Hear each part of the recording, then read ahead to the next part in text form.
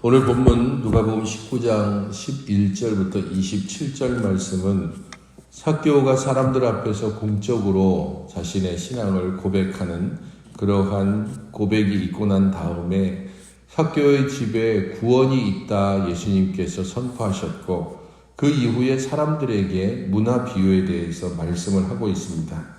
그들이 이 말씀을 듣고 있을 때에 비유를 더하여 말씀하셨다라고 함으로써 예수님께서 지금 삭개오의 집에서 일어나고 있는 이 일들을 지켜보고 있는 사람들을 향해 의도적으로 무언가를 가르치기 위해서 이 비유를 말하고 있는 것을 알 수 있습니다.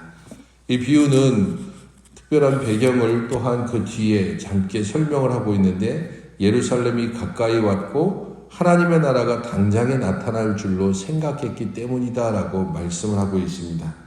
예루살렘이 가까이 왔다라고 하는 것은 예루살렘에서 지금 무언가 일어날 것이라는 것을 암시해 주고 있습니다.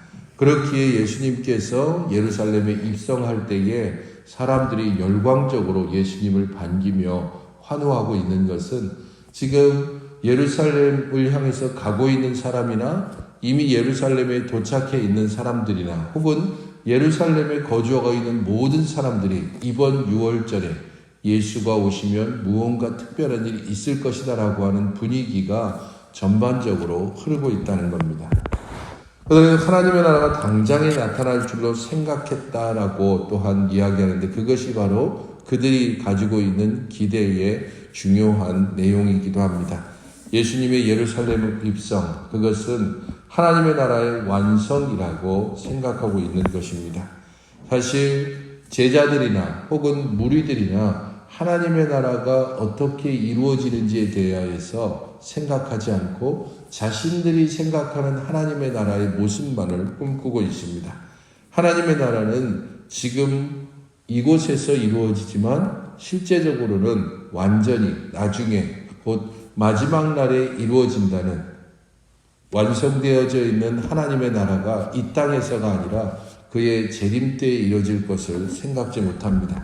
그렇기 때문에 예루살렘에 세워질 하나님 나라에 대한 꿈과 이상, 그것은 하나님께서 계획하시는 것이 아니라 그리스도의 죽으심과 부활을 통하여서 하나님 나라의 완성을 향해 나아가는 이 중간 단계를 그들은 이해하지 못하고 있는 것입니다. 그렇게 예수님께서 비유를 가지고 말합니다. 왕위를 받으러 먼 나라로 간 귀인과 종 이야기를 예수님께서 꺼내고 있는데 이 이야기는 그 당시 사람들이 아주 친숙하게 알고 있는 내용입니다. 현실적으로는 헤롯 아켈라오가 유다와 사마리아와 또한 이두메의 분봉왕이 되기 위해서 로마로 갔었던 일이 있습니다. 그 일들을 배경으로 해서 지금 예수님께서 열 문화 비유를 말씀하고 있습니다.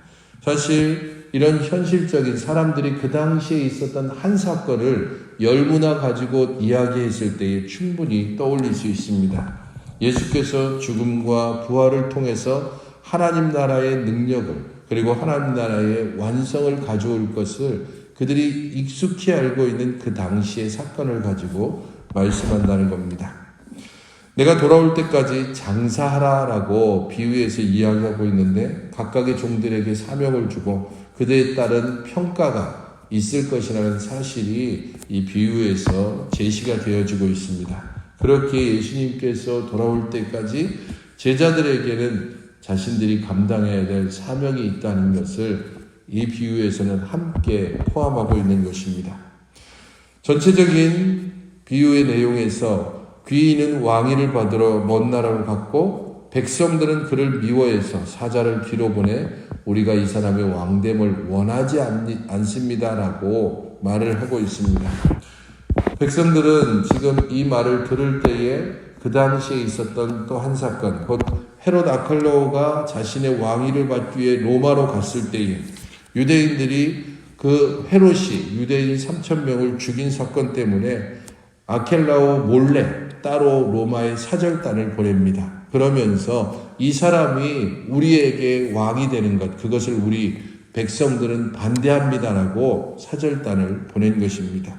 그러한 현실적인 일을 가지고서 이스라엘 백성 대부분이 지금 예수님을 반대하고 십자가에 못 박기를 청하는 이 일들이 곧 이루어질 것이라는 것을 예수님께서 비유적으로 말씀하고 있는 것입니다. 결과적으로는 귀인은 왕위를 받아서 돌아온 후에 종을 불러서 어떻게 장사했는지를 셈하고 있습니다. 유대인들이 따로 사신을 보내서 로마에 헤롯이 어떻게든지 왕이 되지 않도록 일을 꾸몄지만 헤롯은 능숙하게 외교를 벌여서 황제의 마음을 얻고 그리고 로마의 왕권을 분명히 인정받은 후에 돌아왔습니다. 결과적으로는 자신을 반대하던 사람들에 대한 숙청이 이루어질 수밖에 없었습니다. 그것이 바로 이 종들에 대한 셈과 연결됩니다. 첫 번째 종은 한 문화로 10문화를 남겼습니다라고 말합니다. 10배의 이익을 고하고 있고 자신의 모든 기회를 활용해서 사명을 다한 것입니다. 그렇기에 먼저 잘하였다 착한 종이여 너희가 지극히 작은 것에 충성했다라고 그러면서 10골 권세를 그에게 주고 있습니다. 그렇기 때문에 귀인이 왕권과 왕위를 받은 것과 거의 유사한 그러한 상급을 이 10문화를 남긴 종에게 주고 있습니다. 두 번째 종은 한 문화로 5문화를 남겼습니다라고 고했고 그에 대해서 너도 5고을을 차지하라라고 함으로써 그에게 또한 칭찬과 그에게 상급을 주고 있습니다. 하지만 또 한 사람이라고 언급되어지고 있는 이 사람은 신실한 앞에 두 종들과는 대조되는 악한 종입니다. 여기 한 문화가 있고 내가 수건으로 그것을 싸두었다라고 말합니다. 불신실하고 부주의한 사람입니다. 하지만 그에게도 핑계가 있습니다. 왜냐하면 당신이 엄한 사람이고 내가 당신을 무서워하기 때문이다라는 겁니다.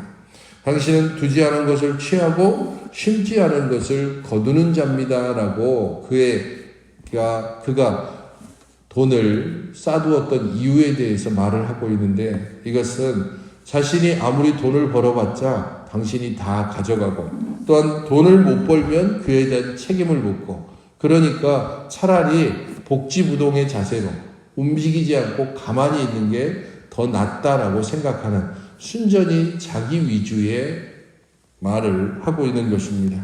그에 대해서 분명하게 이 악한 종아 내가 너를 심판하겠다라고 이야기하면서 네가 나를 착취자로 이해했다.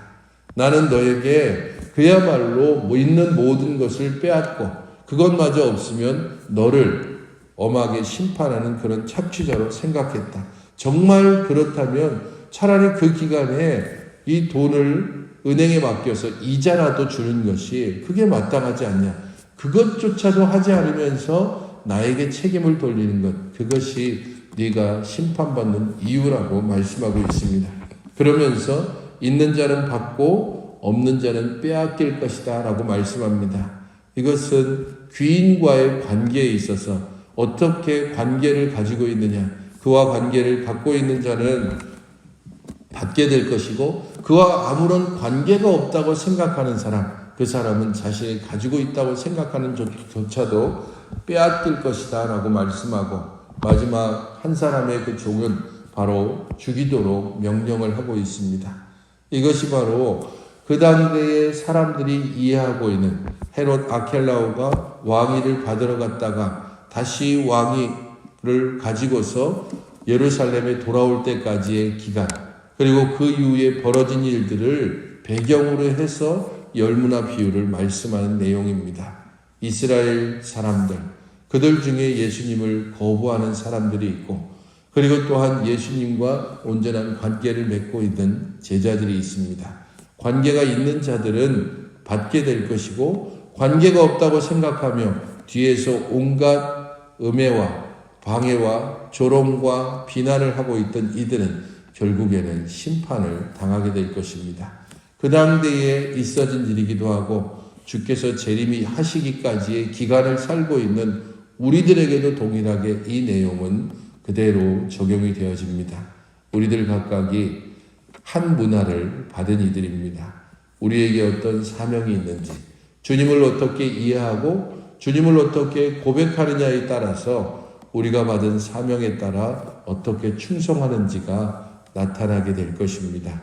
마지막에 있어질 그 재림을 기억하고 생각하는 이마다 우리 주의 말씀을 따라서 온전히 순종하며 주께서 우리에게 맡겨진 사명을 따라 살아가는 삶에 결코 게으르지 않을 것입니다.